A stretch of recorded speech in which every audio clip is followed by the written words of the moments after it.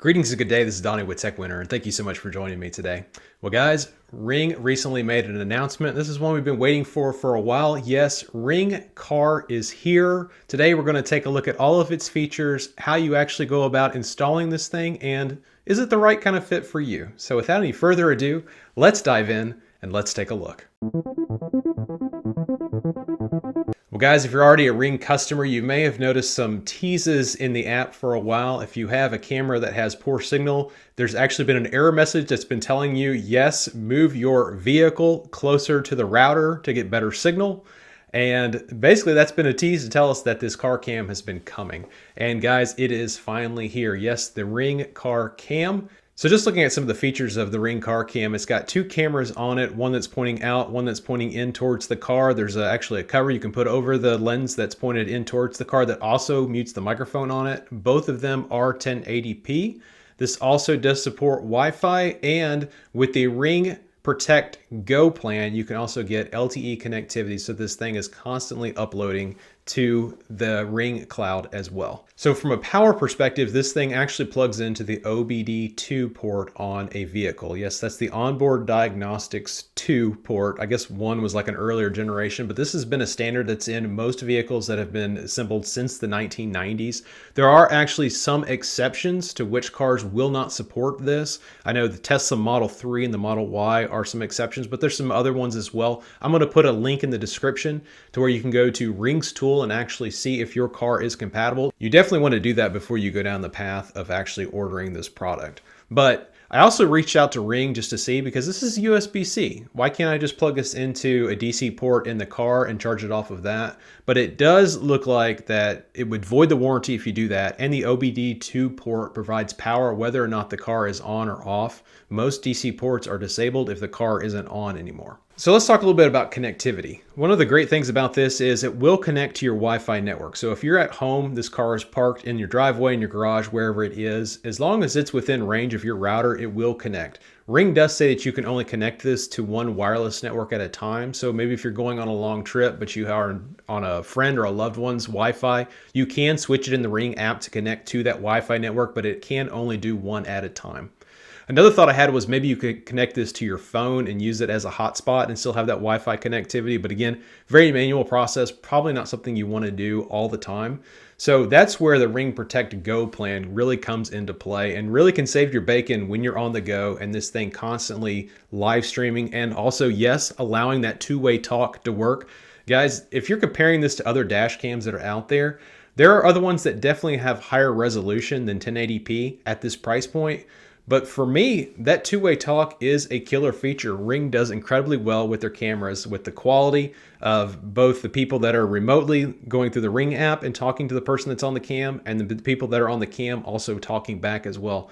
So huge feature with the two-way talk that I think really honestly at this point gives Ring a strong competitive edge when it comes to this. But if you want to have that LTE connectivity, that ability to have those recordings that actually will be stored on the Ring cloud for up to 180 days, that does require that Ring Protect Go plan, which is $6 a month or $60 a year. So definitely a little bit of ongoing cost there.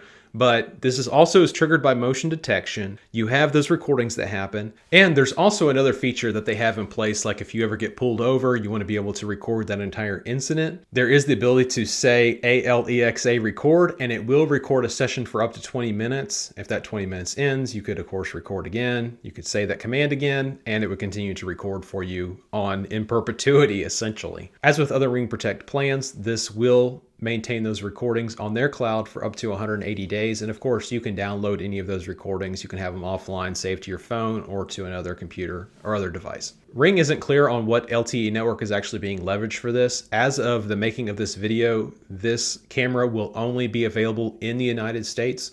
With the Ring Alarm base stations, those work through the LTE network on AT&T. So I'm assuming these will be working with AT&T as well. At the making of this video, I don't have confirmation from Ring yet on if the AT&T network is what is going to be providing service here. Something to be mindful of, if you're in a rural area, you may drop connection to one of these carriers, whether it is AT&T, Verizon, T-Mobile, whoever that might be.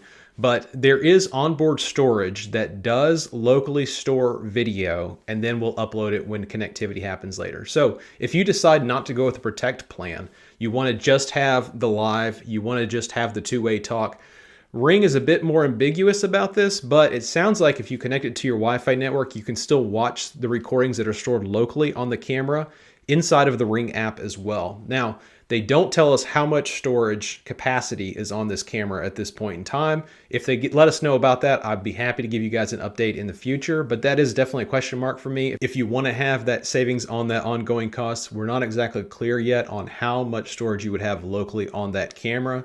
So the Ring Protect Go plan at this point does sound like it's going to make a lot of sense for when you have connectivity to Wi-Fi or to LTE to be uploading all of that video to the cloud so that you can access it from anywhere. And the nice thing about Ring Protect plans, that is unlimited storage for up to 6 months. Basically at the 6-month mark, you just won't have access to it anymore. They delete it from their servers. It doesn't exist anymore. So let's take a look at that price.